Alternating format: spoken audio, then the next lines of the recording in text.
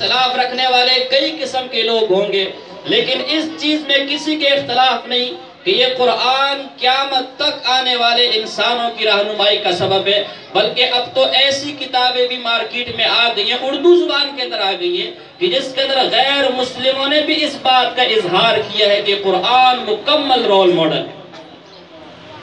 جب یہ بات ہم سب کے دلوں میں پیوست ہے کہ قرآن ہمارے لیے رول ماڈل ہے، یہ دین ہمارے لیے رول ماڈل ہے، تو جس طرح دین نے ہر جگہ، ہر وقت، ہر گھڑی ہماری رہنمائی کی ہے، اس دین کے اندر ہر ایک کے حقوق کا تحفظ ہے، اس دین کے اندر ہر ایک کے حقوق کا بیان ہے۔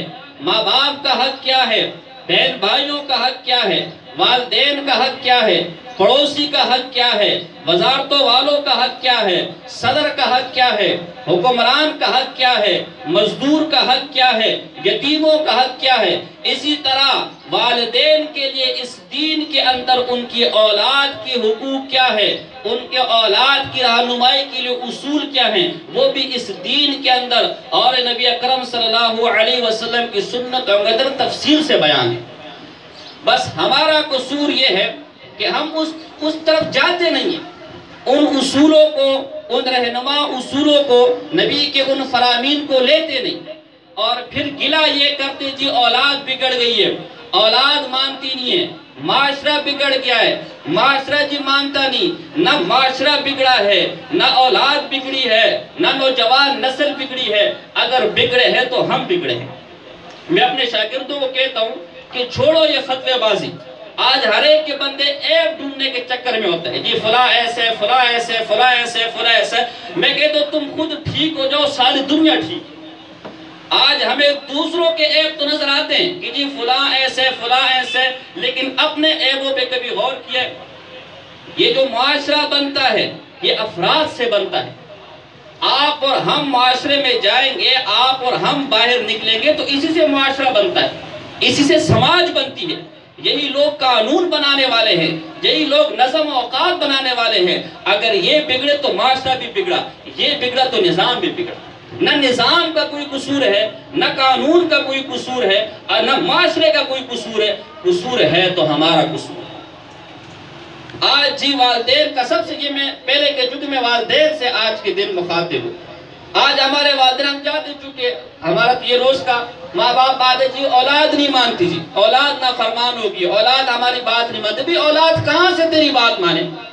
ماں صبح سے لے کر شام تک ٹی وی کے آگے بیٹھی ہوتی ہے، گود میں اس کا بچہ ہوتا ہے، اس ٹی وی میں یہ چل رہا ہوتا ہے جی پیار کیسے کرنا ہے، یاری کیسے کرنی ہے، پھر یاری کر کے عورت کو کیسے بگانا ہے، پھر جی والدین کی نہ ماننی ہے، والدین کی پسند کی شادی نہ کرنی ہے۔ اس ٹی وی پہ چلتا ہے جی ڈاکو کیسے بننا ہے، اس ٹی وی پہ چلتا ہے جی بینک کیسے لوٹنا ہے، اس ٹی وی پر چلتا ہے جی ڈان کیسے بننا ہے، اس ٹی وی پہ چلتا ہے جی قتل کیسے کرنے ہیں، بدماشی کیسے کرنی ہے، اختیارات کیسے حاصل کرنے۔ صبح سے لے کر شام تک اس بچے کو، یہ بچہ جس کا ذہن خالی تختی کی طرح ہے، یہ بچہ جس کا دل خالی تختی کی طرح ہے، یہ وہ عمر ہے کہ اس عمر کے اندر جو اسے دکھاؤ گے، جو اسے پڑھاؤ گے، جو اسے سمجھاؤ گے، وہی پڑھے گا، وہی کہے گا، وہی سمجھے گا۔ جب تو بچپن سے اس کو، جو اس کے سیکھنے کی عمر تھی، جو اس کے اخذ کرنے کی عمر تھی، تو نے بچپن میں اس کو یہ طریقے دکھا دیے، بڑے ہو کے تیری نافرمانی کرنا شروع کر دی،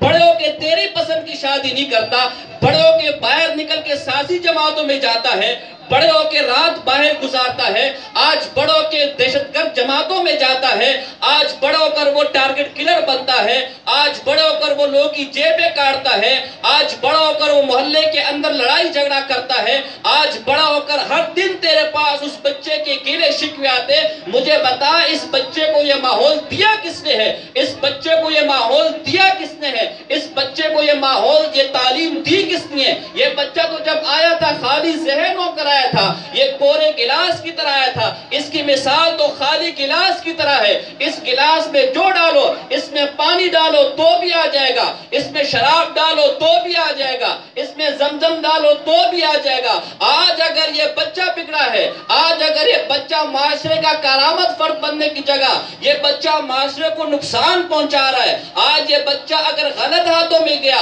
آج اگر یہ بچہ پڑوسوں کے لیے تکلیف کا سبب ہے، آج اگر یہ بچہ تیری نہیں مانتا تو اس میں تیرا قصور ہے، اس بچے کا تو کوئی قصور نہیں ہے۔ اور پھر آ جاتے جی مولوی صاحب کے پاس، تعویذ لکھتے بچہ بگڑ گیا، مولوی صاحب کیا کرے بھائی؟ ہمارے محلے میں جی ابھی حال کا واقعہ، کچھ عورتیں آئی، وہ دو تینوں فیملی تھی، اب ہمارے اپنے پڑوسیوں کا ایک بچہ، جوان بچہ جی ان عورتوں کے گھر میں آنا، اب اخلاقی پستی دیکھیں کہ ایک غیر محرم نہ جان نہ پہچان اس کے گھر میں آ رہا جا رہا ہے۔ اب جی وہ ٹانکا کوئی فٹ ہو گیا اس کے ساتھ، اب اس نے اماں کی ناک میں دم کیا جی میں نے اس سے شادی کرنی، نہ خاندان کوئی، نہ کوئی اس کے خاندان، نہ کوئی زبان، نہ کچھ، نہ جان نہ پہچان، مر جو میں نے سے شادی کرنی ہے۔ اب وہ اماں جی وہ پلنگ پہ لیٹ گئی، سمجھایا، والد صاحب نے مارا پیٹا سمجھایا، وہ ماں کو اتنا تنگ کیا کہ بیچارہ چارپائی سے مار لگ گئی، اور جی بار بار ہماری والدہ کے صاحب جی مولوی صاحب کی کوئی تعویذ لکھ کر دے، کوئی دم لکھ کر دے، جی بچہ ہمارا بگڑ گیا، بچہ ہمارا نہیں مانتا۔ میں کہا تو اب ہم کیا کریں؟ مارکیٹ سے فریج لینے جاتے ہو، مارکیٹ سے کوئی چیز لینے جاتے ہو، گارنٹی کارڈ دیا جاتا ہے، بھائی اس کو اس طرح استعمال کرنا ہے، اس کو اس طرح استعمال کرنا ہے، اس کو اس طرح استعمال کرنا ہے۔ اگر آپ نے ان کی ہدایات پر عمل کیا، پھر اگر کوئی چیز خرابی ہو تو کمپنی ذمہ دار ہوتی ہے، ہمارے پاس کا علاج ہے، کوئی ٹینشن نہیں کوئی۔ لیکن اگر آپ چلاؤ اس کی کمپنی کی ہدایات کے خلاف، چلاؤ اس کو اپنی مرضی کے خلاف، پھر جی ریپیرنگ والے کے پاس آ جاؤ، اب ٹھیک کر کے دے دو، تو وہ بیچارہ کیا کرے؟ نہیں یہ کمپنی والے دو نمبر ہیں، ان کو آتا کچھ نہیں۔ مولوی جب تجھے کہتا رہا جی اسے صلحاء کی صحبت میں لے کے جا، اسے علماء کی صحبت میں لے کے جا، اسے دین والوں کی صحبت میں لے کے جا، اسے تبلیغ والوں کی جماعت میں لے کر جا، اسے مدرسے میں لے کے جا، اسے مسجد کے ماحول میں لے کر جا، اس وقت تجھے سمجھ نہیں آئی جب فلموں ڈراموں ٹی وی نے اس کی بگاڑ دیا۔ اب مولوی کو کہتے اس کا تعویذ کام نہیں کرتا، یہ کیسا مولوی ہے جی؟ اب مولوی بیچارہ کیا کرے؟ مولوی کا کیا قصور ہے؟ قصور تیری تربیت کا، تیری تربیت کا فقدان۔ جو حق اس بچے کا تھا، جو حق اس اولاد کا تھا، وہ تو نے پورا نہیں کیا۔ تو کہنے کا مقصد یہ ہے کہ اس اولاد کی تربیت ماں باپ کا سب سے پہلے اولین حق ہے نبی۔ اور میں نے بات یہاں سے شروع کی تھی کہ جس طرح اس دین کے اندر ہماری ہر شعبے میں رہنمائی ہے، اسی طرح اولاد کے بارے میں بھی رہنمائی۔ میں ان میں سے حضور علیہ السلام کے پیارے پیارے اقوال میں سے چند اقوال آپ کے سامنے رکھنا چاہوں گا۔ نبی اکرم صلی اللہ علیہ وسلم کی حدیث ہے کہ والدین پر اولاد کے 3 حقوق ہیں۔ سب سے پہلا حق، جو سب سے پہلے تحفہ، ویسے تو جو عقیقہ ہے اور جو تہنیک ہے، وہ جو سب سے پہلا تحفہ دیا جاتا ہے ماں باپ کی طرف سے کہ اس کا نام اچھا رکھے۔ جب اللہ اسے کوئی، اور یہ تربیت فرمایا خود حضور علیہ السلام کی حدیث ہے کہ کسی کے 3 بچے ہوں، وہ اس کی صحیح تعلیم و تربیت کرے تو قیامت کے دن یہ والدین جنت میں جائیں گے۔ صحابی نے پوچھا اگر 2 ہوں کا پھر بھی جنت میں جائے گا؟ صحابی نے پوچھا اگر ایک بیٹیوں کا پھر بھی اللہ جنت میں لے کر جائے گا۔ یاد رکھو کلکم مسئول کلکم راعٍ وکلکم مسئول عن رعیتہ، تم میں سے ہر ایک نگہبان ہے، تم میں سے ہر ایک نگران ہے، ہر ایک سے اس کی نگہبانی کے بارے میں، نگرانی کے بارے میں پوچھا جائے گا۔ آج جس طرح آپ دفتر میں جاتے ہو نا، اور صبح سے یہ ٹینشن ہوتی ہے جی سر پہ کھڑا ہوگا، باس سر پہ کھڑا ہوگا، فیکٹری کا مالک سر پہ کھڑا ہوگا، جی آفیسر سر پہ کھڑا ہوگا، مجھ سے پوچھے گا بھائی تیرے ذمہ ہم نے کام لگایا تھا، وہ کام تو نے کس حد تک کیا؟ اگر میں نے کیا ہوگا تو شاباش دے گا، اور کام میں کوئی گڑبڑ ہوگی تو مجھ سے ناراض ہوگا۔ اسی طرح آپ ان اولاد کی نگراں ہیں، آپ ان اولاد کی نگہبان ہیں۔ قیامت کے دن آپ سے ان کے بارے میں پوچھا جائے گا کہ یہ امانت آپ کے پاس تھی، آپ نے ان کی کس حد تک تربیت کی؟ آج اس مقام پر پہنچے، کیوں پہنچے؟ تو حضور علیہ السلام فرماتے کہ سب سے پہلے اس بچے کا نام رکھیں، اور نام بھی کیسا؟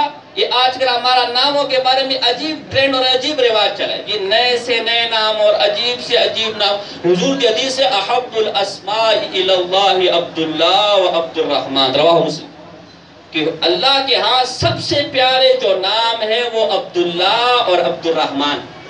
پھر علماء نے اس کی تشریح کی ہے، یعنی ایسے نام، یہ تو بطور ایسے قید اتفاقی تھی کہ ایسے نام کہ جس میں اللہ کی کسی صفت کا ذکر، یہ نام اللہ کو سب سے زیادہ محبوب ہے۔ اور پھر علماء فرماتے ہیں کہ صحابہ کرام رضوان اللہ تعالیٰ علیہم اجمعین کے ناموں پر نام رکھے جائیں، صحابیات کے ناموں پر نام رکھا جائے، مقدس شخصیات کے ناموں پر نام رکھے جائے، اولیاء، فقہاء، محدثین کے ناموں پر نام رکھے جائے، یہ ان سے محبت کا اظہار ہے۔ دیکھیں نا، جیسے آج ہمارے ہاں روڈوں پر کسی کا نام یہ روڈ فلاں صاحب کا ہے، یہ روڈ فلاں صاحب کے نام پر ہے، تو اس کا مقصد کیا ہوتا ہے؟ ایک تو وہ شخصیت بھی خوش ہو جاتی ہے کہ مجھے عزت دی گئی ہے، اور ایک یاد دہانی بھی، یہ ہمارا رواج ہے کہ اس سے محبت کا اظہار ہے۔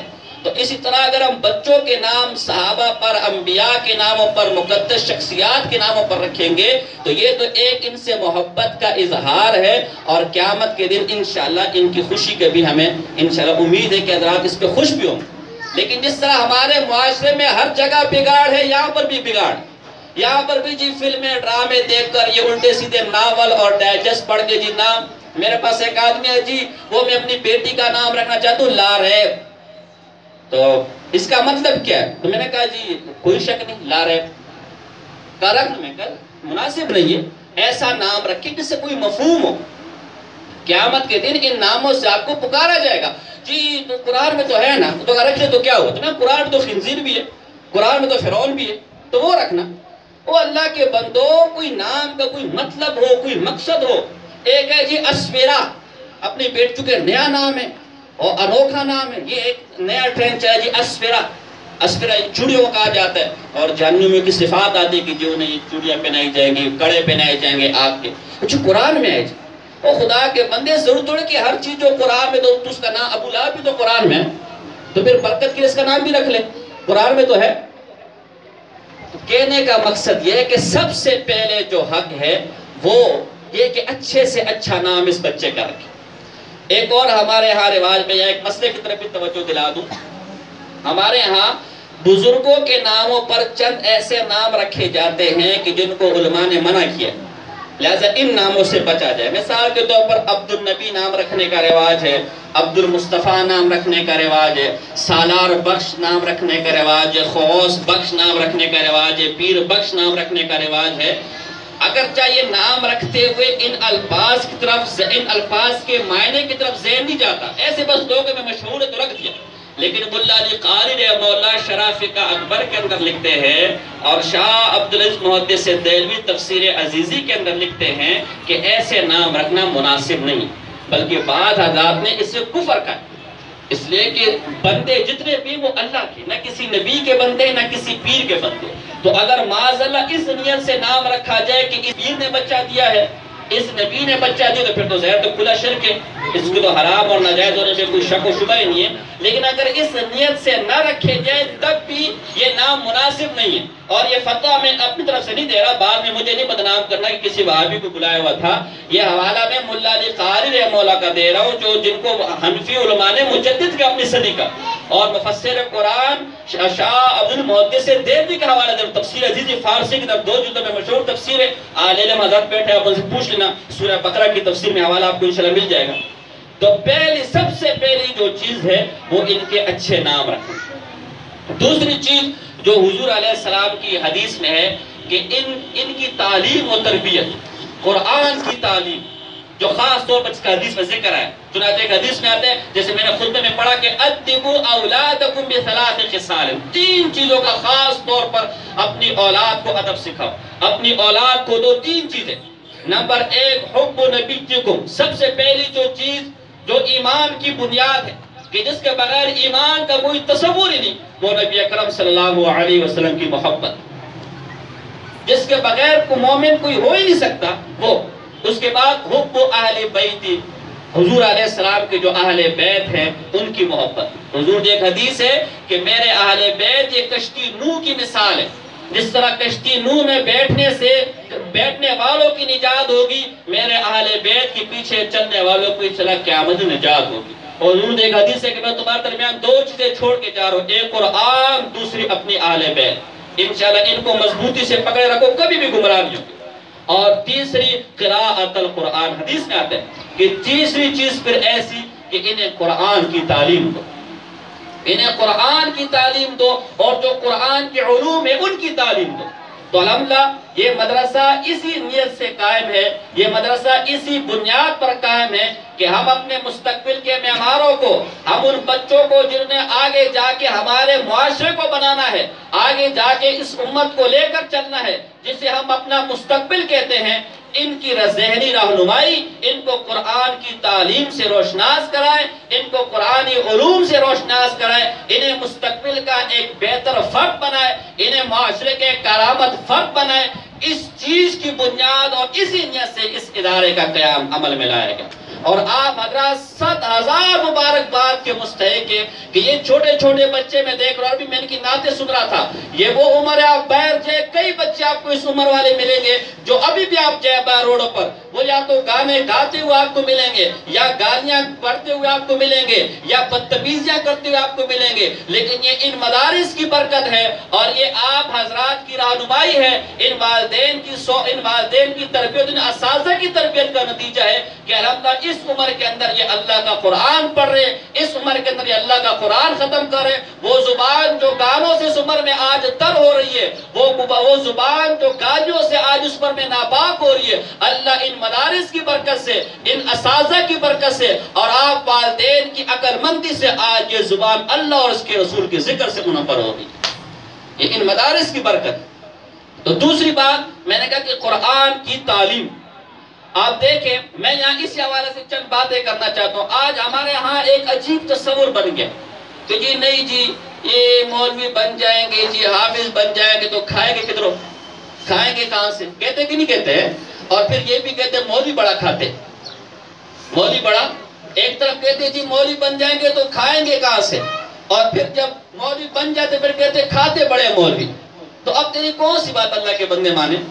الحمدللہ یہ مولوی بننے کے بعد کبھی آپ دیکھ لیں پاکستان جب سے بنا ہے، میں چیلنج سے کہتا ہوں، جب سے پاکستان کیا 1400 سال کا ریکارڈ نکال کر آ جائے، بڑی بڑی یونیورسٹی کے فاضلین، بڑے بڑے جامعات کے فاضلین، بڑے بڑے کالج کے فاضلین اور بڑے بڑے ڈگری ہولڈر، بڑی بڑی سرموں والے آپ کو روڈوں پہ رولتے ہوئے ملیں گے، آپ کو روڈوں پہ نوکریوں کے لیے رولتے ہوئے ملیں گے، ہائے دن آپ کو اخبار میں ملیں گی جی آج تنخواہ نہ ملنے کی وجہ سے خودکشی کر لی، آج جی بے روزگاری کی وجہ سے خودکشی کر لی، آج جی روٹی سے نہ ہونے کی وجہ سے خودکشی کر لی، ہم اخباروں میں پڑھتے ہیں کہ باپ نے اپنے بچوں سمیت خودکشی کر لی، یہ لکھ کر کے مجھ سے اپنے بچوں کی بھوک نہیں دیکھی جاتی۔ لیکن الحمدللہ جب سے پاکستان قائم ہے اور پاکستان سے پہلے بھی آپ تاریخ اٹھا کر دیکھ لیں، تاریخ میں آپ نہ مجھے کسی ایک مولوی کا، نہ کسی ایک حافظ قرآن کا، نہ کسی ایک عالم دین کا مجھے کوئی یہ خبر بتا سکتے کہ اس نے کبھی تنخواہ کی زیادتی کے لیے احتجاج کیا ہو، اس نے کبھی تنخواہ نہ ملنے کے لیے پریس کلب کے باہر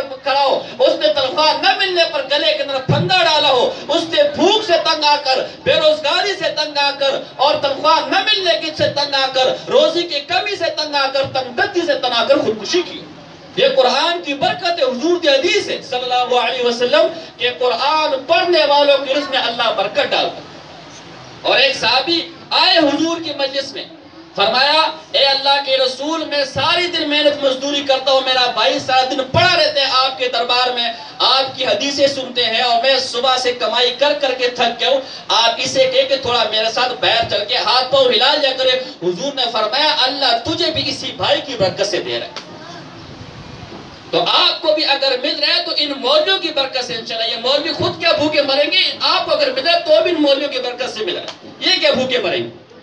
بات سمجھے گی نہیں سب؟ تو میں یہ بات یہاں سے کہ جی ان قرآن یہ الحمدللہ آج ہمارے ادارے سے، ہمارے بھائی کے ادارے سے 26 طلباء نے قرآن ختم کیا۔ میں ان کی عظمت کیا بیان کروں اور ان کا درجہ کیا بیان کروں؟ دیکھیں کسی چیز کی عظمت کو دیکھنے کے لیے نسبت کو دیکھا جاتا ہے، بھئی اس کی نسبت کس کے ساتھ ہے؟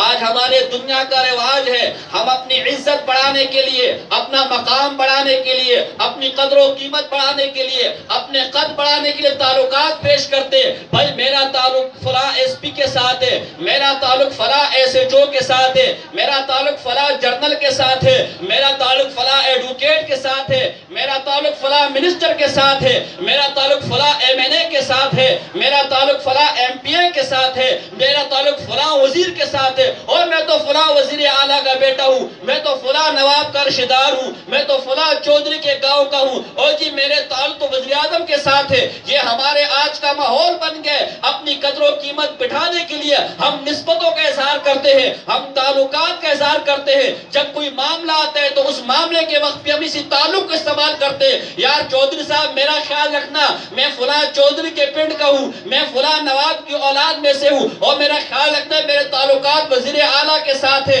ہماری نیت یہ ہوتی ہے، ہمارا مزاج یہ بن گیا ہے، معاشرے کا دستور یہ بن گیا ہے کہ کسی کی قدر و قیمت جاننے کے لیے، کسی کی عظمت جاننے کے لیے، کسی کا مقام جاننے کے لیے نسبت کو دیکھنا پڑتا ہے۔ میں کہتا ہوں اسی اصول کو سامنے رکھو، اسی نظریے کو سامنے رکھو، انہی سوچ کو سامنے رکھو۔ اب ان طلباء کی عظمت کو دیکھو۔ ہاں ان طلباء کی قسمت میں کوئی وزیر اعلیٰ تو نہیں آیا، ان طلباء کی قسمت میں کوئی صدر تو نہیں آیا، ان طلباء کی قسمت میں کوئی وڈیرا تو نہیں آیا، ان طلباء کی قسمت میں کوئی چودھری تو نہیں آیا، تیرا کوئی منسٹر تو نہیں آیا، تیرا کوئی نواب تو نہیں ہے، لیکن نسبت کو دیکھ کہ ان کی نسبت کتنی، ان کی نسبت میں قرآن آیا، اس قرآن کی نسبت رسول اللہ صلی اللہ علیہ وسلم سے ہے، ان کی نسبت میں قرآن آیا، اس قرآن کی نسبت صحابہ کرام رضوان اللہ تعالی علیہم اجمعین کے ساتھ ہے، ان کی نسبت میں قرآن آیا، اس قرآن کا تعلق تابعین کے ساتھ ہے، اس قرآن کا تعلق تبع تابعین کے ساتھ ہے، اس قرآن کا تعلق چاروں ائمہ کے ساتھ ہے،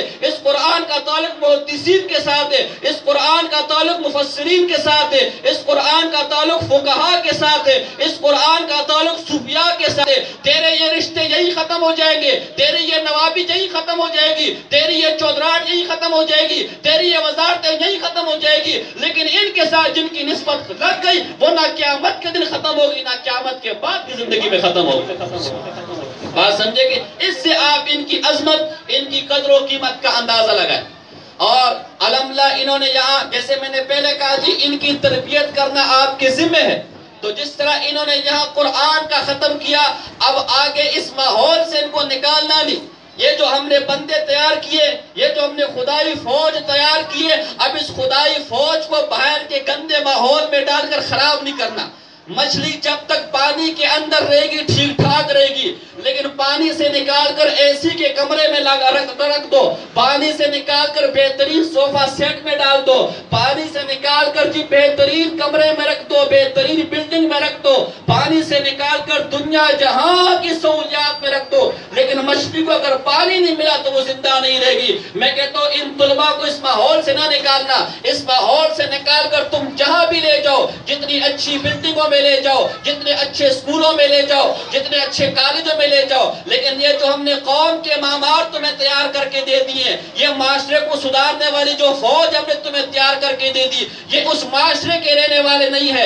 ان کی مثال مچھلی کی ہے، ان کو مدرسے کا پانی چاہیے، ان کو علماء کا پانی چاہیے، یہ باہر کے گندے جوہڑ میں، باہر کے گندے ماحول میں زندہ نہیں رہ سکتے۔ یہ ہماری محنت برباد نہیں کرنا، یہ جو پورا سال اساتذہ ان پر محنت کرتے رہے، یہ جو پورا سال اساتذہ ان پر سر کھپاتے رہے، اب خدا کے لیے چند ٹکوں کی خاطر، چند پیسوں کی خاطر اب اس محنت کو ضائع نہیں کرنا، ان طلباء کو ضائع کرنے نہ دینا۔ یہ وہ خدائی فوج ہے، یہ وہ خدائی فوج ہے کہ الحمدللہ جب تک اس ملک کے چپے چپے پر، جب تک اس دنیا کے چپے چپے پر، جب تک اس دنیا کے کونے کونے پر، نگر نگر، ڈگر ڈگر، آسمان کے نیچے جب تک یہ خدائی فوج رہیں گے، کافر کسی صورت میں آئے، کافر کتنی بدماشی سے آئے، اور یہ چٹائی پر بیٹھنے والے، سوکھی روٹی کھانے والے اور دال سے گزارا کرنے والے بھوکے تو سو جائیں گے، لیکن جب تک یہ خدائی فوج موجود ہے اللہ کے دین پر کوئی آنچ نہیں آنے دیں گے۔ مجھے یہاں انہی طلباء کو دیکھ کر ایک واقعہ یاد آ گیا۔ ہندوستان کے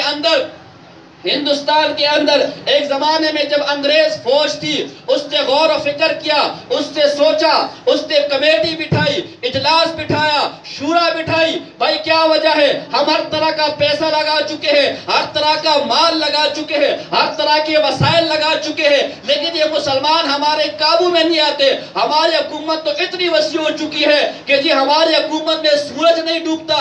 ہم جس بستی میں گئے، جس ملک کے اندر گئے، جس قبیلے گھسے، جس قوم پر چڑھائی کی، ہم نے انہیں پارا پارا کر دیا، ہم نے انہیں ریزہ ریزہ ریزہ کر دیا، ہم نے انہیں نیست و نابود کر دیا۔ ہندوستان پر کئی عرصے سے ہر طرح کے وسائل استعمال کر چکے، انہیں پیسوں کا لالچ دیا، انہیں جائیداد کا لالچ دیا، انہیں زمینوں کے لالچ دی، لیکن مسلمان پوری طرح ہمارے قابو میں نہیں آ رہے، مسلمان پوری طرح ہماری غلامی کو قبول نہیں کرے۔ آخر کیا کرے؟ وہاں کے بڑے بڑے پادریوں نے، وہاں کے بڑے بڑے قانون سازوں نے، وہاں کے بڑے بڑے پالیسی میکروں نے غور کیا، فکر کیا، سوچا، کئی عرصے تک مشاورت کی، کئی وقت تک مشاورت کی، اس نتیجے پر پہنچے کہ ان مسلمانوں کا تعلق جب تک قرآن کے ساتھ ہے، ان مسلمانوں کا تعلق جب تک اللہ کی کتاب کے ساتھ ہے، یہ کتاب انہیں غلامی نہیں سکھاتی، یہ کتاب انہیں قیادت سکھاتی ہے، یہ کتاب انہیں غلام بن کر رہنا نہیں سکھاتی، یہ کتاب انہیں قائد بن کر دنیا کو چلانا سکھاتی ہے، یہ کتاب انہیں یہ سکھاتی ہے اس دنیا پر اگر حکومت رہے گی، اس دنیا پر اگر قانون رہے گا تو اللہ کا قانون رہے گا۔ جب تک یہ قرآن انہیں یہ تعلیم دے گا، یہ اللہ کے قانون کے علاوہ، اللہ کی حکومت کے علاوہ کسی اور کا قانون، کسی اور کی حکومت برداشت نہیں کر سکتے۔ لہذا کیا کیا جائے؟ یہ کیا جائے کہ ان مسلمانوں کا تعلق اس کتاب سے ختم کر دیا جائے، ان مسلمانوں کا تعلق اس قرآن سے ختم کر دیا جائے، قرآن چھاپنے پر پابندی لگا دی جائے، قرآن رکھنے پر پابندی لگا دی جائے، قرآن پڑھنے پر پابندی لگا دی جائے۔ جس گھر میں قرآن ملے قابل زدنی ہو، جس جگہ قرآن ملے قابل زدنی ہو۔ آج جہاں قرآن چھپتا تھا وہاں قرآن چھپنے پر پابندی لگا دی، جہاں قرآن رکھا جاتا تھا وہاں رکھنے پر پابندی لگا دی۔ مسجدوں سے قرآن اٹھا لیے گئے، گھروں سے قرآن اٹھا لیا گیا، اور قرآن جن مکتبوں میں موجود تھا ان مکتبوں سے قرآن اٹھا لیا گیا۔ کسی اللہ والے کو پتہ چلا، اور جن کو تم آج ملا کے کر تانے دیتے ہو، جسے منڑو کو کے تانے دیتے ہو، اور جسے کہتے تو زکاة پر پڑنے والا ہے، اسے پتا چلا کہ انگریز نے یہ قانون پاس کیا ہے، انگریز نے یہ آئین پاس کیا ہے۔ وہ اس انگریز کے پاس گیا اور کہا، سن انگریز، میں نے سنا ہے کہ تو نے یہ قانون پاس کیا ہے کہ آج سے قرآن چھاپنے پر پابندی ہوگی، آج سے قرآن رکھنے پر پابندی ہوگی، آج سے جس مسجد کے اندر قرآن ملا تالے لگا دیے جائیں گے، جس کے پاس قرآن ملا جیلوں میں ڈال دیے جائیں گے، جس گھر سے قرآن برآمد ہوا قرآن کو گرا دیا جائے گا۔ او انگریز، بند کر دے قرآن تو مسجدوں کے اندر، بند کر دے قرآن تو گھروں کے اندر، بند کر دے تو قرآن فیکٹریوں کے اندر، لیکن یہ قرآن تو میرے 7 سال کے بچے کو بھی یاد ہے، اور یہ قرآن تو ان کے دلوں سے کیسے نکالے گا، ان کی دلوں پر پابندی کیسے لگائے گا۔ بات سمجھے کہ نہیں سمجھے؟ اور یہاں مجھے ایک اور واقعہ، ایک اور عظمت ہی کے متعلق میں ایک اور واقعہ آپ کے سامنے، آخری واقعہ ذکر کر کے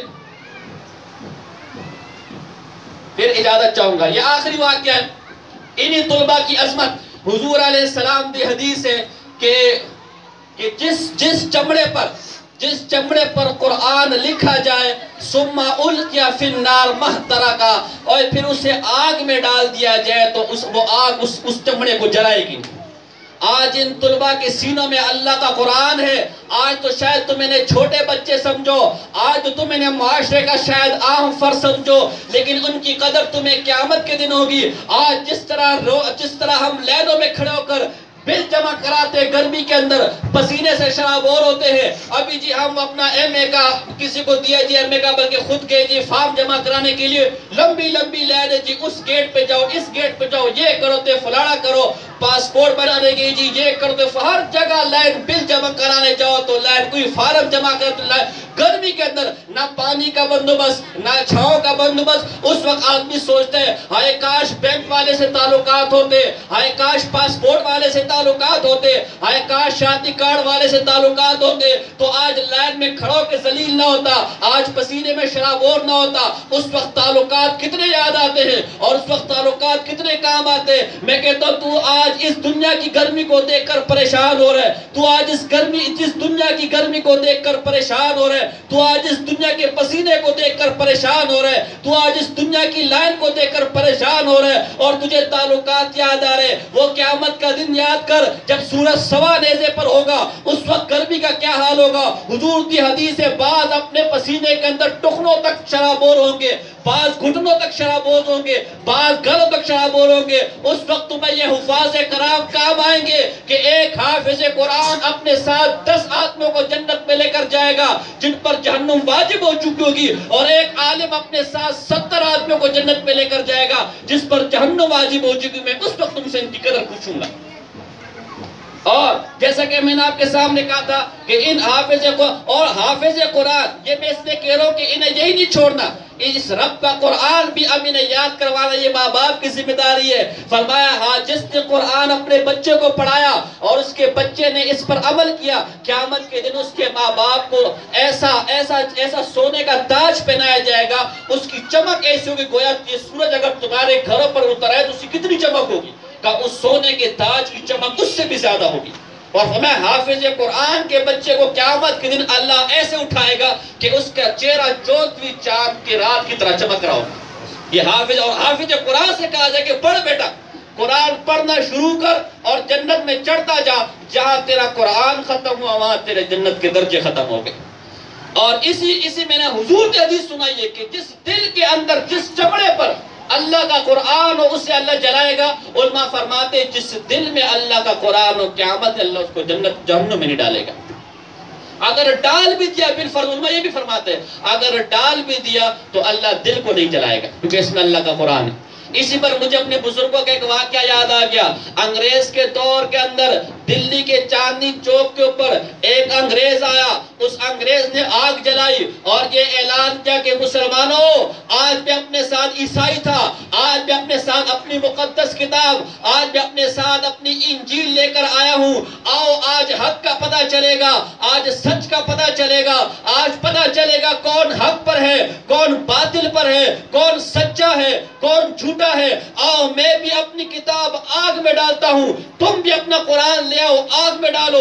جس کی کتاب کو اللہ نے جلا دیا وہ باطل پر ہے اور جس کی کتاب کو اللہ نے بچا لیا وہ حق پر ہے۔ مسلمان دوڑے دوڑے دلی کی جامع مسجد کے اندر حضرت شاہ عبدالعزیز محدث دہلوی رحمہ اللہ کے پاس آئے۔ کون حضرت شاہ محدث دہلوی؟ وہ جو شاہ ولی اللہ رحمہ اللہ کی اولاد میں سے ان کا بیٹا ہے۔ کون شاہ عبدالعزیز محدث دہلوی؟ وہ شاہ عبدالعزیز محدث دہلوی جس نے یہ فتویٰ دیا تھا کہ ہندوستان دارالحرب ہے، یہاں جہاد فرض ہو چکا ہے۔ اور میں حکمرانوں سے کہتا ہوں، میں اپنے بڑوں سے کہتا ہوں، آج قرآن پر پابندیاں لگوانے والوں، آج مولویوں پر پابندیاں لگانے والوں، آج مدارس پر پابندیاں لگانے والوں، آج دینداروں کے پیچھے پیچھے لٹھ لے کر پڑھنے والوں، خدا دی قسم یہ ملک نہ کسی چودھری کی دین ہے، یہ ملک نہ کسی نواب کی دین ہے، یہ ملک نہ کسی وڈیرے کی دین ہے۔ آج یہ تمہاری صدارتیں، تمہاری وزارتیں، تمہاری چودراہٹ، تمہاری نوابیاں انہی علماء کی برکت ہے۔ اسی علماء کے فتووں پر 1834 کے اندر بالا کوٹ کے میدان پر مجاہدین نے اپنا مقدس خون بہایا۔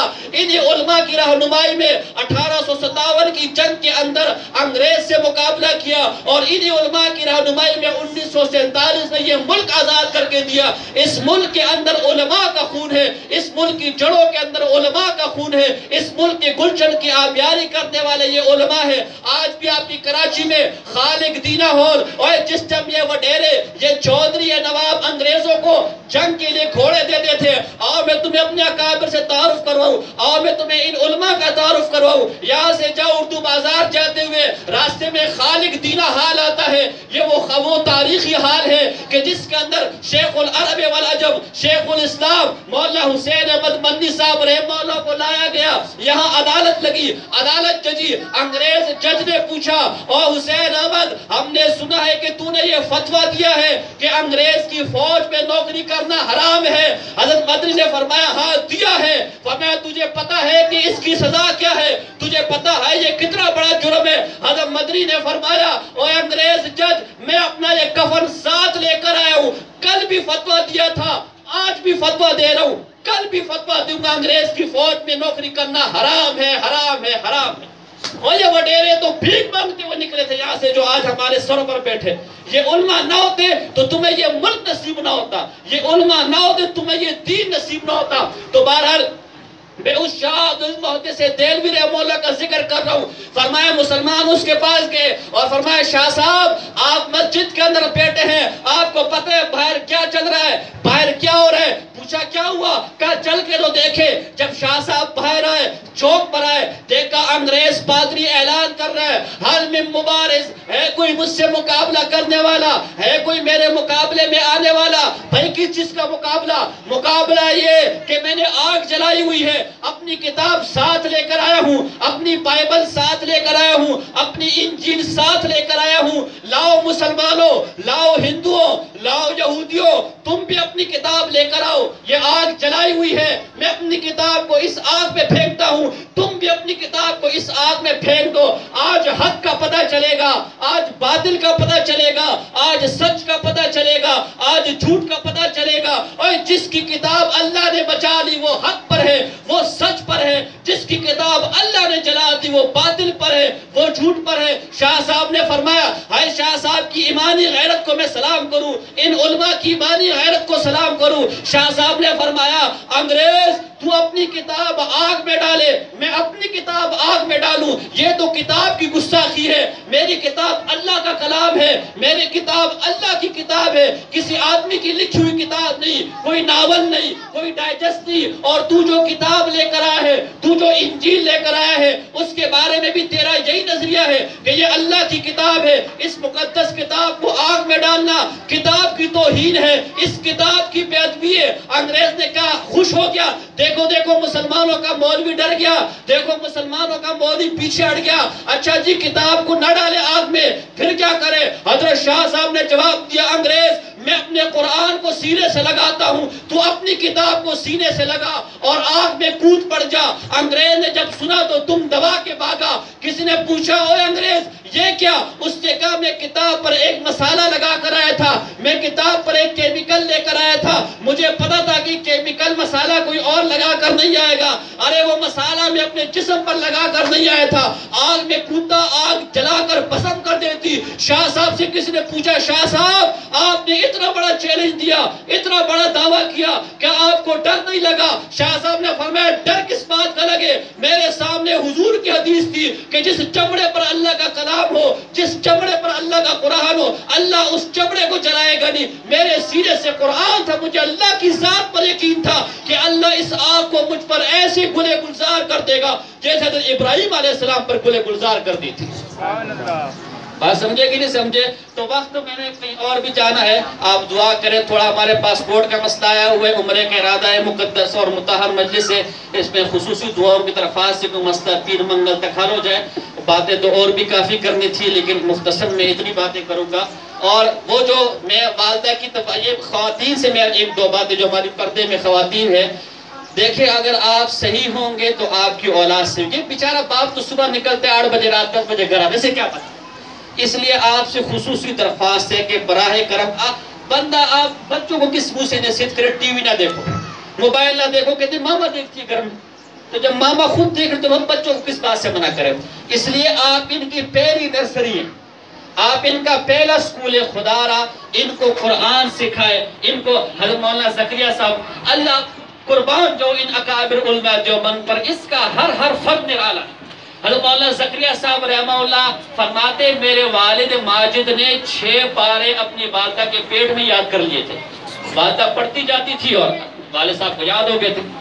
والدہ اگر رابعہ بصری ہوگی تو بچہ پھر شیخ عبدالقادر جیلانی پیدا ہوگا۔ والدہ جب ہماری جیسے ہوں گی، باپ جب ہمارے جیسے پیدا ہوں گے تو پھر بیٹے ٹارگٹ کدھر ہی پیدا ہوں گے؟ پھر گلے کس بات کے کرتے ہو؟ بیٹے پھر بدخور ہی پیدا ہوں گے، بیٹے پھر یہی ملک کو لوٹنے والے پیدا ہوں گے۔ بھئی آج اگر وہ ملک کو لوٹ رہے، تو نہ کون سا ملک کو کوئی فائدہ دیوے، تجھے موقع نہیں ملا، ورنہ تم سے ڈبل ہوتا۔ وہ تو پھر بھی چولہا لوٹ رہے، کچھ نہ کچھ تو کھانا ہمیں دیتے، تیری قسمت میں تو کھانا بھی نہ دے۔ کیوں؟ کہ ماحول ہم نے ایسا بنایا ہوا۔ اب دیکھو ماں کی تربیت کا نتیجہ، شیخ عبدالقادر جیلانی رحمہ اللہ کو ماں نے کہا جا بیٹا پڑھنے کے لیے، اور 40 دینار 40 درہم اس آستین کے ساتھ باندھ دیے، فرمایا یہ تیرے خرچے کے کام آئیں گے۔ راستے میں گئے، ڈاکوؤں نے پکڑ لیا، چوروں نے پکڑ لیا، جسم کی ساری تلاشی لی، کچھ بھی نہیں ملا۔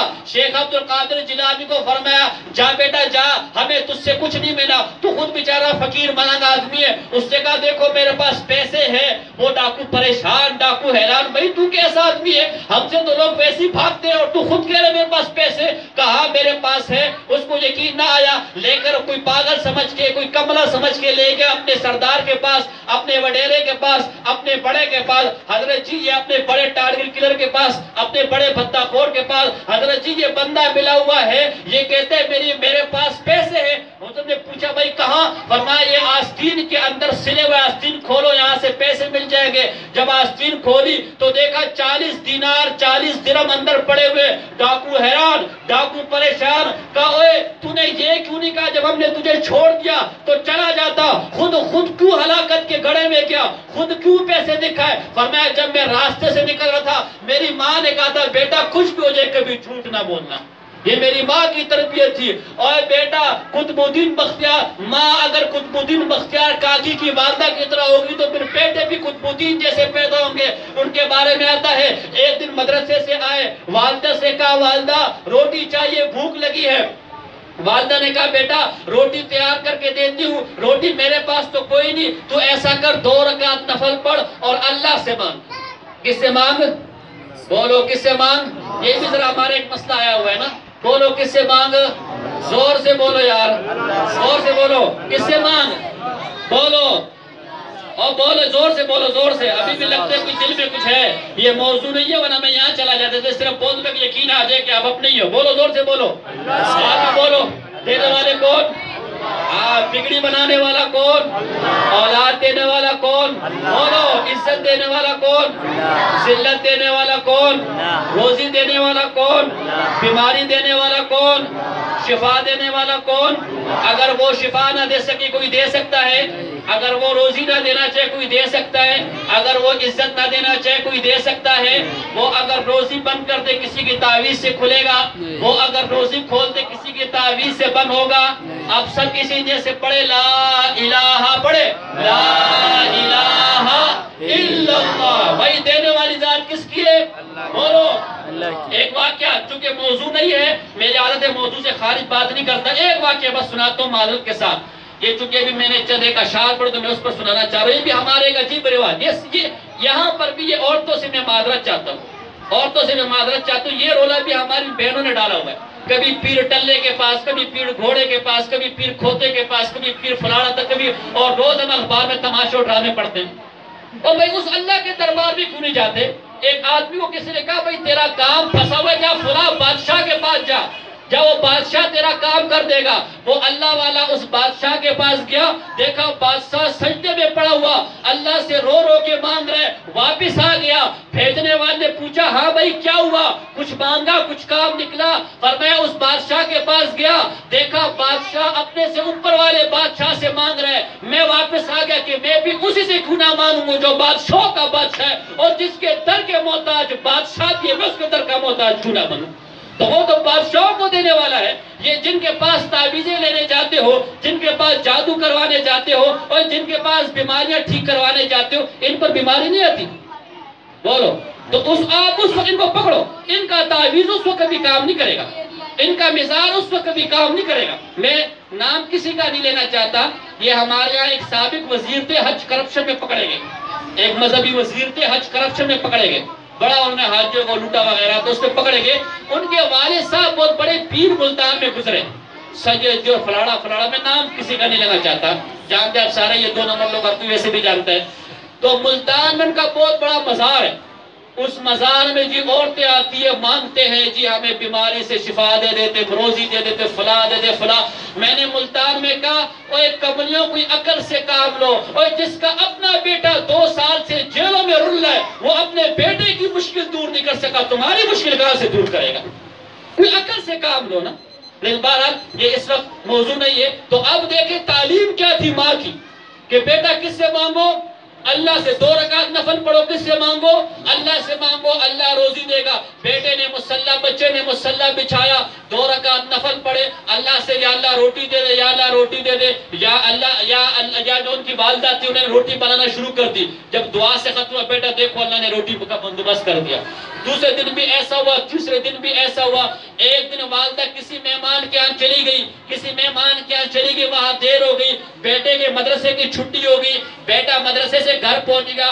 ماں کو ایک دم یاد آیا، او ہو مدرسے کی چھٹی ہو گئی، میں تو روز اس کو کہہ دیتی کہ بیٹا اللہ سے مانگ، اللہ روٹی دے دے گا، آج تو میں وہاں موجود نہیں ہوں. جلدی جلدی اجازت لی، جلدی جلدی مہمانوں سے رخصت لی، جلدی جلدی میزبانوں سے رخصت لی، دوڑتی ہوئی روتی ہوئی آئی. راستے میں دعا کی، یا اللہ تیری تقدیس کا سوال ہے، یا اللہ تیری عزت کا سوال ہے، یا اللہ آج میرا پردہ رکھ لینا، یا اللہ تیری عزت کا سوال ہے. یہ روتی روتی وہ گھر پہنچی. گھر میں دیکھا بچہ سویا ہوا ہے، بچہ لیٹا ہوا ہے. ماں تھی، اس کا خیال یہ تھا کہ شاید میں گھر پر موجود نہیں تھی، دعائیں تو بہت مانگی ہوں گی، رویا تو بہت ہوگا، آگے پیچھے تو بہت ہوگا، لیکن روٹی نہیں ملی، کیونکہ روٹی تو میں تیار کر کے دیتی تھی. تعلیم کے لیے، تربیت کے لیے کہتی تھی کہ اللہ سے مانگ اللہ دے گا.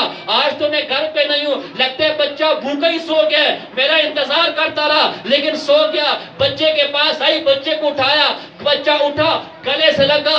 اماں جان بڑا انتظار کیا لیکن آپ آئی نہیں. کہا تھی اماں نے رو کے فرمایا، بیٹا کسی رشتہ دار سے ملنے گئی تھی، کسی رشتہ دار کے پاس گئی تھی، بیٹا یہ تو بتا کھانا کھایا کہ نہیں کھایا. فرمایا اس بچے نے، ماں یزید بستامی رحمہ نے فرمایا، اماں جان پیٹ بھر کے کھایا ہے، بھوکا نہیں ہوں. ماں پریشان، ماں حیران، پوچھا روٹی کس نے دی؟ آج تو میں موجود ہی نہیں تھی، آج تو میں گھر پر ہی نہیں تھی کہ روٹی بنا کر دیتی. بیٹے نے جواب دیا، اماں جو روز روٹی دیتا تھا آج بھی اسی رب نے روٹی دی ہے، اور خدا دی قسمیں آج جتنا مزہ مجھے روٹی کھانے میں آیا اس سے پہلے کبھی نہیں آیا. ماں کی تربیت کا نتیجہ ہے کہ بچے ایسے نکلتے. میں تمہیں یہاں اکابر الماضی، چونکہ مجھے ان سے عشق مجھے اکابر سے، اکابر دیوبند، تبھی میں ان کے واقعات لازمی سناتا ہوں. اور یہ انہی کی برکت ہے کہ آج، یہ انہی کی جوتے سینے کرنے کی برکت ہے کہ آج اس عمر میں آپ کے سامنے بیٹھا ہوں. اللہ آپ کو بھی ان اولیاء اللہ کی محبت نصیب کرے، ان کی صحبت نصیب کرے، انہی کے ساتھ رہو. جس طرح آج ہم کسی بڑے کے ساتھ ہوتے ہیں، کئی کارڈ ہوتے ہیں، بھائی پاس، ہم تو جاتے ہیں نا کہیں پاس ہوتے ہیں، بھائی یہاں جس کے پاس پاس ہے صرف وہی اندر جا سکتا ہے، لیکن کسی بڑے کے ساتھ ہو تو بغیر پاس کے بھی چلے جاتے ہو. انشاءاللہ ان اکابر کے ساتھ رہیں گے، اللہ کی رحمت سے امید ہے قیامت کے دن انہی کے ساتھ چلے جائیں گے. اگر اعمال میں کمی کوتاہی ہوگی بھی تو ان کے پاس جنت کا پاس ہوگا، اللہ انہی کی برکت سے لے جائے گا. تو اکابر علماء دیوبند میں مولانا راشد قاندیلی صاحب، میں ماں کی تربیت کا بتا رہا ہوں کہ ماں کی تربیت ہوگی تو بچے کیسا پیدا ہوں گے. بچوں سے گرہ نہ کرو کہ بچے گیم کھیلتے ہیں، بچے فلانی شیطانی کرتے ہیں، بچے بات نہیں مانتے. بچوں کا قصور نہیں ہے، معاشرے کا قصور نہیں ہے، قصور میرا اور تیرا ہے. قصور اس گھر کا ہے جس گھر سے ایسے راستے میں جا رہے ڈاکوؤں کا قافلہ آ گیا، کھڑا کیا، روکا، کہا مولوی صاحب ہمیں آپ کی عورتوں سے کوئی لینا دینا نہیں، ہمیں آپ کی جان سے کوئی لینا دینا نہیں. ہاں ہماری ایک شرط ہے، آپ کے پاس جو مال ہے، آپ کے پاس جو پیسہ ہے ہمارے سامنے رکھ دے. ہمارا مقصود، ہمارا مطلب پیسے سے ہے، پیسہ سامنے رکھے، نکلتے بنے. مولانا راشد قاندیلی صاحب رحمہ اللہ نے بیوی بچوں کو سائڈ پہ کیا، پیسے لیے، زیورات لی، جو قیمتی چیزیں تھی نکال کے چوروں کو دے دی، ڈاکوؤں کو دے دی. ڈاکوؤں نے کہا بس اب یہاں سے نکلتے بنے، ہمیں آپ سے کوئی لینا دینا نہیں ہے. تھوڑا آگے گئے، مولانا راشد قاندیلی صاحب رحمہ اللہ کی بیٹی نے فرمایا، ابا جان آج تو کمال ہو گیا، بڑی عقل مندی کی. کیا ہوا بیٹا؟ ابا جان کچھ پیسے میں نے چھپائے ہوئے تھے ایک خاص جگہ پر، کپڑے میں خاص جیب کے اندر، وہ ہم نے اس چوروں کو نہیں بتائے، ان ڈاکوؤں کو نہیں بتائے، وہ پیسے بچ گئے. مولانا راشد قاندیلی صاحب رحمہ اللہ کا چہرہ سرخ ہو گیا، غصے سے لال ہو گیا. فرمایا ہائے بیٹی، وہ چور ہو کے، وہ ڈاکو ہو کے اپنا وعدہ پورا کرے، اپنی بات پورے کرے، ہم مسلمان ہو کر، ہم عالم ہو کر اپنی بات پوری نہ کرے. ہمارا ان سے معاہدہ یہ ہوا تھا کہ جو کچھ ہمارے پاس ہوگا تمہارے حوالے کر دیں گے. ان کا معاہدہ یہ تھا ہم تمہیں چھوڑ دیں گے. انہوں نے اپنی بات تو پوری کر کے ہمیں چھوڑ دیا، ہم نے اپنی بات پوری نہیں کی. چل بیٹی واپس چل واپس اس قافلے کو لے کر ان ڈاکوؤں کے پاس گئے، ان ڈاکوؤں کے سردار کو کہا، ان چوروں کے سرداروں کو کہا حضرت ہم آپ سے معافی چاہتے ہیں، ہم آپ سے معافی چاہتے ہیں، ہم نے اپنا وعدہ پورا نہیں کیا، ہم نے اپنی بات پوری نہیں کی۔ چور پریشان، ڈاکو پریشان، پتہ نہیں بابا پاگل ہو گیا ہے، بابا کملا ہو گیا ہے، بابا کوئی سازش تو نہیں کر رہا، پیچھے سے کہیں قبیلے والے کو تو نہیں بلا لیا، پیچھے سے کہیں پولیس والوں کو تو نہیں بلا لیا، بابا جی ہوا کیا ہے، مسئلہ کیا ہے؟ مسئلہ یہ ہے کہ تم نے ہم سے وعدہ کیا تھا کہ ہم تمہیں چھوڑ دیں گے، ہم نے تم سے یہ وعدہ کیا تھا جو کچھ ہمارے پاس ہوگا تمہارے حوالے کر دیں گے، تم نے اپنا وعدہ تو پورا کر لیا مگر ہم سے غلطی ہو گئی، ہم نے اپنا وعدہ پورا نہیں کیا۔ یہ میری بیٹی کے پاس کچھ پیسے تھے جو اس نے چھپا کے رکھے ہوئے تھے، یہ پیسے آگے جا کے اس نے مجھے بتائے، میں معذرت چاہتا ہوں، یہ پیسے آپ کے حوالے۔ ڈاکوؤں نے یہ سنا تو مارے شرمندگی کے سر چکا دیا اور کہا اوے تو کہیں کاندلا کا مولوی راشد تو نہیں ہے؟ اس نے کہا ہاں ہاں میں وہی ہوں۔ اسی وقت ڈاکو اس کے قدموں میں گرے، کہا تیرا نام سنا تھا، آج دیکھ بھی لیا، ہم تیرے ہاتھ میں توبہ کرتے ہیں۔ بات سمجھے کہ نہیں سمجھے؟ اور بھائی بات سمجھ آ رہی کہ نہیں آ رہی؟ اب میں آخری واقعہ صرف آگے آ رہا ہے رمضان، ٹھیک ہے نا؟ ویسے تو نمازیں ہمیں ویسی معاف ہے، روزے ہمیں ویسی معاف ہے، زکوٰۃ ہمیں ویسی معاف ہے، پردہ ہمیں ویسی معاف ہے، اور شوہر کی نافرمانی تو ہمارا فرض ہے، اور یہ باقی تماشے ڈرامے، لیکن الٹے کام دین کے نام پر کرنے کے لیے سب سے پہلے اب یہ رمضان آ رہے، رمضان میں جی آئے گا صلاۃ التسبیح۔ صلاۃ التسبیح کا کوئی منکر نہیں ہے، ٹھیک ہے نا، حدیثوں میں آیا ہے، لیکن آج کل ایک نیا ڈرامہ، نیا تماشا آ گیا ہمارے ہاں، تو آپ کو مجھے پتا نہیں ہے کہ عورتیں باقاعدہ جماعت سے صلاۃ التسبیح کرواتی ہیں، جی بڑے بڑے اشتہار لگے ہوتے ہیں، گھروں میں عورتیں آتی ہیں، دعوت دیتی ہیں ہمارے یہاں صلاۃ التسبیح ہوگی، اس کی جماعت ہوگی، آپ نے حاضری دینی ہے۔ تو بھائی عورتوں کے لیے ویسے بھی اب فرض نماز جو ہے، جو فرض نماز وہ بھی گھر میں، گھر کے بھی ایک کونے میں پڑھنے کا حکم ہے۔ اما عائشہ صدیقہ طیبہ طاہرہ، آپ سب کی ماں ام المؤمنین، فرماتی رضی اللہ تعالیٰ عنہ کہ حضور علیہ السلام اپنے زمانے کی بات کر رہی ہے، صحابوں کے زمانے کی بات، کہ اگر حضور آج ان عورتوں کا یہ حال دیکھ دیتی تو کبھی بھی ان کو مسجدوں میں آنے کی اجازت نہ، آج کیا ماحول ہوگا۔ مردوں کے لیے بھی نفل کی جماعت مکروہ ہے، ناجائز ہے۔ مجدد الفسانی رحمہ اللہ نے مکتوبات میں لکھا ہے کہ اسلامی حکومت ججوں کو پابند کرے کہ جو یہ نفل کی جماعت کرواتے ان کو ڈنڈے لگائے۔ مردوں کا جب یہ حال ہے تو عورتیں تو بدرجہ اولا، اس لیے عورتوں سے میری گزارش ہے کہ یہ نفل کی جماعت، اور پھر یہ ہوتی بھی کیسی، میں نے ایک دفعہ والدہ کو بھیجا کہ جاؤ ذرا، کیونکہ مجھے پتہ ہے نا کہ یہ کوئی صحیح لوگ تو یہ کام نہیں کرتے، الٹے کام ہمیشہ الٹے لوگ کرتے، تو میں نے کہا ذرا جا کے دیکھو یہ عورتیں ہوتی کیسی ہے۔ تو والدہ گئی تھی ان کی دعوت پر، والدہ کہا جی آؤ نماز پڑھو، کہا جی نماز میرے بیٹے نے منع کیا، کہا لگتا ہے جی تسا بیٹا وہابی ہے۔ یہ پھر ہمارے پاس صحابہ کرام کو مشرکین کہتے تھے صحابی، یہ بے دین ہو گئے آج کل کے زمانے میں وہابی، تو جو قرآن کی بات کرے، جو حدیث کی بات کرے، جو سنت کی بات کرے وہ وہابی۔ تو اچھا اماں جان نے فرمایا کہ وہ آدھی اس کی آستین تھی، جو مولویانی صاحب تھی نا، جو امامہ صاحب تھی، ویسے امام ہوتا ہے لیکن امامہ ہی کہیں گے، تو جو مولویانی صاحب تھی، امامہ صاحب تھی، وہ جی ماشاءاللہ جی یہ سرخی لگایا ہوا تھا ہونٹوں پر، اور یہ جی بڑے بڑے اس کے ناخن ریچھ کی طرح، اور گدھوں کی بھی ہے، چلو عمل ان کے ریچھ کی طرح، اور چیلوں کے بڑے بڑے ناخن تھی جی، آدھی آستین تک اسی قمیض، جی وہ امام صاحب تھی۔ اور جس کی اپنی نماز قبول نہیں ہوتی، ساری نماز قبول کروائی گی، کوئی خدا کا خوف کرو۔ اس لیے آپ صلاۃ التسبیح پڑھے لیکن گھر کے اندر پڑھے، باہر پڑھنا مکروہ ہے، باہر جماعت سے پڑھنا بدعت ہے، مکروہ ہے۔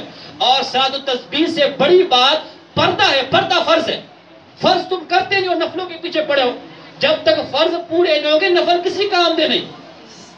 ایک فوجی کو جی آپ وردی پہننا فرض ہے، وہ کتنا پابند کیوں نہ ہو، لیکن وہ گھر کے کپڑوں میں جائے اسے قبول کرے گا، اس لیے پردہ فرض ہے۔ اگر اتنا دین کا شوق ہے سب سے پہلے پردے پر عمل کرو، ایک بات تو یہ۔ دوسری بات ہے ہمارے ہاں رمضان میں ایک مسئلہ آتا ہے جی کہ جی رمضان کے آخری جمعے میں جو قضاء عمری کرے گا تو جتنی بھی اس کی قضا نمازیں سب معاف ہو جائے گی۔ آج کل یہ میسجوں پہ تماشا چلتے ہیں ہر رمضان میں۔ ملا علی قاری رحمہ اللہ نے المصنوع فی معرفت الحدیث الموضوع کی کتاب ہے، علماء حضرات موجود ہے، صفحہ نمبر 191 پر لکھا ہے کہ یہ حدیث باطل ہے، باطل قطعا لأنہو مناقض للإجماع، یہ باطل حدیث ہے، یہ جھوٹی حدیث ہے، یہ گھڑی ہوئی حدیث ہے۔ کیوں کہ یہ اجماع کے خلاف ہے۔ ایک نماز کی قضا ایک کرنی پڑے گی ہر حال میں، نہ قرآن میں کوئی ذکر ہے، نہ حدیث میں، نہ فقہاء کی کتابوں میں کوئی ذکر ہے کہ جی جمعے آخر جمعے میں ایک نماز پڑھ لو ساری نمازیں معاف، نہیں۔ اچھا رمضان میں آپ کسی کو 1,00,000 روپے قرضہ دے اور پھر اسے رمضان میں چونکہ فرض کا 70 درجے ہو جاتے ہیں، 70 روپے اس کو دو، وہ مانے گا؟ نہیں جی، رمضان ہے بھی، رمضان کا آخر جمعہ ہے، 1,00,000 تو ہے لیکن 70 کو ضرب دے دو نا رمضان کے ثواب سے ہے۔ تو پھر یہ دین کے معاملے میں تماشے کرتے ہو، ڈرامے کرتے ہو، کوئی خدا کا خوف کرو۔ اس لیے صلاۃ التسبیح کی نماز بھی مکروہ ہے اور جو قضاء عمری ہے وہ بھی ناجائز ہے۔ بات سمجھے کہ نہیں سمجھے؟ یہ جن کی اور جو ہماری بہنیں ہیں وہ بھی سن لیں، اور جو یہاں مرد حضرات ہیں اپنی گھروں میں جا کے اس چیز کی بات چلائیں۔ باقی باتیں تو بہت تھی لیکن وقت کم ہے، میں آپ سے اجازت چاہتا ہوں، اسی پر اکتفا کرتا ہوں۔ جو اگر کوئی بات کسی کو بری لگی میں اس پہ معذرت چاہتا ہوں، اللہ پاک مجھے بھی اور آپ کو بھی عمل کی توفیق عطا فرمائے۔ اور میں بہت بہت مبارکباد دیتا ہوں ان بچوں کو، ان کے والدین کو، ان کے اساتذہ کرام کو۔ حضرت علی رضی اللہ تعالیٰ فرماتے جس نے مجھے ایک لفظ سکھا دیا میں اس کا غلام جیسے کیا ہوں۔ تو یہ آپ کے بچوں کے اساتذہ ہے، یہ آپ کے بچوں کی تربیت کرتے ہیں۔ ذرا اماں سے جا کے پوچھو ان بچوں کو گھروں میں کیسے سنبھالتے ہو؟ ہم پورا دن سنبھالتے ہیں، یہاں کا تو مجھے نہیں پتا کہ کتنے گھنٹے کا، لیکن ہمارے مدرسے میں پورا سال یہ بچے ہم جن سے شیطان بھی بھاگتا ہے اور یہ ہمارے حوالے ہوتے ہیں۔ ہم سے پوچھو ہم پر کیا گزرتی ہے، تو ہم نے تو بس مدرسے میں ڈال کے چھوڑ دیا۔ ان کا کھانا بھی ہمارے ذمہ، ان کا پہننا بھی ہمارے ذمہ۔ تو ان اساتذہ جو بیٹھے ہوئے ان کی قدر کرو۔